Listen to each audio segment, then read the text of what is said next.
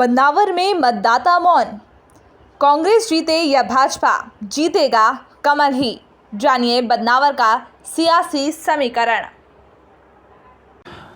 आम मतदाता भारतीय जनता पार्टी को वोट दे तो क्यों दे, ये सब बताने के लिए हमारे साथ भाजपा नगर मंडल अध्यक्ष ब्रजेंद्र भट्ट जी मौजूद है, जिनसे हम जानते हैं कि किन कारणों से आम मतदाता भारतीय जनता पार्टी को वोट करे। नमस्कार भट्ट साहब, आम मतदाता अगर आपकी पार्टी को वोट करे तो क्यों करे? भारतीय जनता पार्टी विकास करने वाली पार्टी है और विकास करती है, इसलिए भारतीय जनता पार्टी को वोट दे। और जो वर्तमान परिस्थितियाँ बनी है वो कांग्रेस की वजह से बनी है। जब राजवर्धन सिंह जी दत्तीगांव यहाँ से जीत के गए थे तो उनको मंत्री बनने का आश्वासन दिया था, इनके कारण मंत्री नहीं बनाया। और जनता की जो मांग थी, कर्ज माफ़ी, किसानों का कर्ज माफ़ी और दूसरा जो समूह, महिलाओं का समूह माफ़ नहीं किया कांग्रेस ने, बेरोजगार की भत्ता नहीं माफ़ दिया। ऐसे विभिन्न मुद्दों को लेकर जब इन्होंने इस्तीफा दिया और भारतीय जनता पार्टी में शामिल होकर भारतीय जनता पार्टी के उम्मीदवार के रूप में चुनाव लड़ रहे हैं, तो विकास के मुद्दे पर चुनाव लड़ रहे हैं। और विकास किया है भारतीय जनता पार्टी ने। और जब मंत्री बनाया, मंत्री बनने के बाद आज देख लो बदनावर क्षेत्र के अंदर 200 रोड का काम चल रहा है, साथ ही करोड़ों रुपए की योजना चल रही। नगर में बदनावर में रोड निर्माण हो रहे हैं, पुलिया बन रही है, विकास का काम उन्होंने किया है। साथ ही बदनावर के औद्योगिक क्षेत्र घोषित करने का भी उन्होंने प्रयत्न किया और कर रहे हैं। मां नर्मदा को लाने का प्रयत्न किया है, मां नर्मदा का दूसरा फेज़ भी चालू करने की मुख्यमंत्री जी ने आश्वासन दिया है। ऐसे विभिन्न जो जन हितैषी योजना है वो माननीय राजवर्धन सिंह जी को वोट देने के लिए है। और इसीलिए हम मांग जनता से कहते हैं कि हमारी जो योजना है, योजना को देख के राजवर्धन सिंह जी बदनावर का विकास करेंगे। 8,000 लोगों को अगर रोज़गार मिलेगा तो बदनावर का विकास होगा। यदि एक व्यक्ति वहाँ नौकरी करता है तो उसके साथ विभिन्न आयाम जुड़े हुए हैं। वही दूध खरीदेगा, पान की दुकान पे जाएगा, चाय की दुकान पे जाएगा, किराना का सामान खरीदेगा, उसका किराए का मकान लेगा, आदि सामान खरीदेगा। विभिन्न लोगों को उसके माध्यम से बेरोजगारों को रोज़गार मिलेगा। क्या लगता है मनोज जी, आप दत्तीगांव के साथ कांग्रेस में जब दत्तीगांव थे तो भी उनके कंधे से कंधा मिलाकर काम किया था, आज भाजपा में भी है तो कंधा से कंधा मिलाकर आप काम कर रहे हैं। क्या लगता है आपको दत्तीगांव जी की जीत कितनी सुनिश्चित है?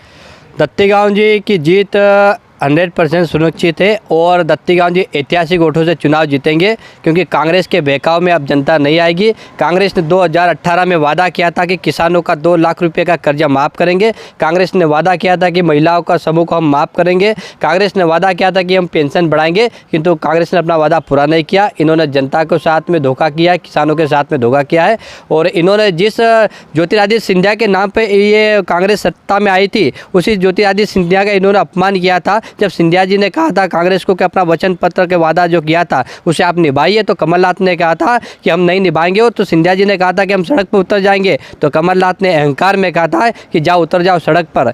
इसी कारण सिंधिया जी का अपमान किया था। और पूरे मध्य प्रदेश की जनता समझ चुकी है कांग्रेस की चाल को, ये धोखेबाज पार्टी है और बदनावर के साथ में कांग्रेस ने धोखा किया है। और इसीलिए जनता भी इस बार दत्तीगांव जी के साथ में और ऐतिहासिक वोटों से यहाँ पर भारतीय जनता पार्टी चुनाव जीतेगी और कमल खिलेगा। क्या लगता है आपको, किस तरीके का माहौल है भाजपा का क्षेत्र में? पूरी तरह से भाजपा के पक्ष में माहौल है। और कांग्रेस जो बताती है कि पश्चिम क्षेत्र में हमारा माहौल है, परंतु ज़मीनी स्तर पर कांग्रेस शून्य है। हमारे जो आदिवासी भाई है उनके साथ में भी कांग्रेस ने धोखा किया था। महिला समूह यहाँ पे ज़्यादा चलता है, कांग्रेस ने उनके साथ में धोखा किया था। और पश्चिम क्षेत्र से भी भाजपा ऐतिहासिक वोट लेकर आएगी और जीत का परचम पूरे विधानसभा क्षेत्र में भारतीय जनता पार्टी ले आएगी। कांग्रेस तमाम तरीके के आरोप लगाती है कि हमको विकास नहीं करने दिया, 15 महीने में हमारी सरकार गिरा दी। क्या उनकी सरकार रहती तो और विकास कार्य कर पाते वो? कांग्रेस ही पर धोखा देती है। बदनावर के विकास के लिए कांग्रेस ने कुछ नहीं किया। दत्तीगांव जी ने कहा था कि मां नर्मदा के भूमि पूजन के लिए कमलनाथ जी को आप आइए और भूमि पूजन करिए, तो कमलनाथ जी बार बार उनको टालते रहे और यहाँ पर आए नहीं। और कांग्रेस नहीं चाहती थी कि बदनावर में मां नर्मदा आए। और जब माननीय शिवराज सिंह जी चौहान की सरकार वापस यहाँ पर मध्य प्रदेश में बनी है, शिवराज सिंह जी आए, नर्मदा का भूमि पूजन किया है और बहुत जल्द ही मां नर्मदा हमारे बदनावर क्षेत्र में आएगी और हमारे किसान भाइयों को फ़ायदा होगा। क्या लगता है आपको, जीत का आंकड़ा कितना होगा दत्तीगांव जी की? दत्तीगांव जी प्रचंड बहुमत से जीतेंगे। महिला नेत्री है आप कांग्रेस की, दत्ती गांव के साथ भी आपने काम किया है, आज कांग्रेस में काम कर रही है, उनके जाने से क्या बदलाव हुए कांग्रेस में?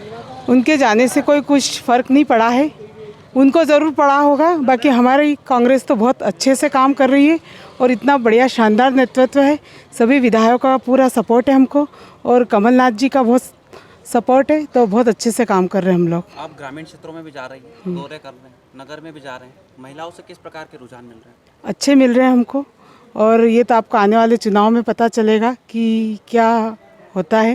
बाकी हमको गांव ग्रामीण से और शहर से बहुत अच्छा पॉजिटिविटी मिल रही है। अच्छा, उनके सामने अपने उम्मीदवार को कितना मजबूत मानते हैं? बहुत बढ़िया, सबसे मजबूत उम्मीदवार है हमारा, किसानी जन हितैषी उम्मीदवार है और बहुत बढ़िया है कमल सिंह जी पटेल। अच्छा, पटेल जी कितने मतों से जीत सकते हैं अंदाजा? 10,000 से ऊपर से ही जीतेंगे वो। आपका नाम? सारिका बाफना, प्रदेश सचिव महिला कांग्रेस। ये उपचुनाव का दौर है, अंतिम चरण में चुनाव चल रहे हैं। कांग्रेस भाजपा दोनों ही दल अपने अपने जोर लगाकर इस सीट को अपने खाते में करने का प्रयास कर रही है। ऐसे में हम कांग्रेस कार्यालय के सामने खड़े हैं और कांग्रेस कार्यकर्ताओं से जानते हैं उनका पक्ष कि क्या कारण है जिस कारण से जनता इनको मत दे। नमस्कार गुप्ता जी, आप प्रवक्ता है कांग्रेस के, हम आपसे जानना चाह रहे हैं कि अगर मतदाता आपकी पार्टी को वोट दे तो क्यों दे? सबसे पहले तो कांग्रेस ने जो योजनाएं चलाई, भारतीय जनता पार्टी ने लोकतंत्र की जिस तरह हत्या कर गला घोट कर सरकार बनाई है, उसके खिलाफ कांग्रेस वोट मांग रही है और जनता हमारे साथ में है। कमलनाथ जी ने जो 15 महीनों में काम किया उसके दम पर हम वोट मांग रहे हैं। 100 रुपये में 100 यूनिट बिजली दी हमने, गरीबों का कर्जा माफ़ किया, किसानों का 50,000 से 1 लाख तक का कर्जा माफ़ हो चुका है। अगर ये सरकार नहीं गिराते तो 2 लाख का जून तक कर्जा माफ़ होने वाला था।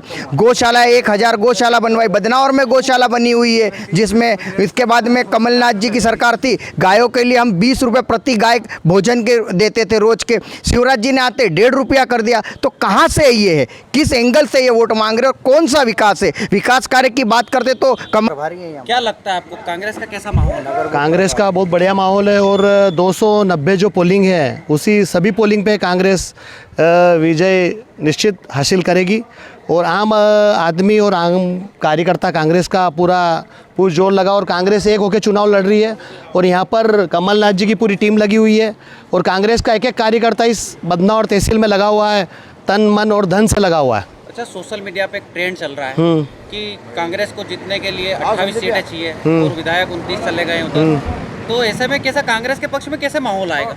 कांग्रेस के पक्ष में माहौल है। कमलनाथ जी के जो कार्य हैं पिछले 15 महीनों के, भूमाफिया कार्य, सब कार्य आम जनता सब सराह रही है और उसी के बलबूते पर हमको वोट मिलेंगे।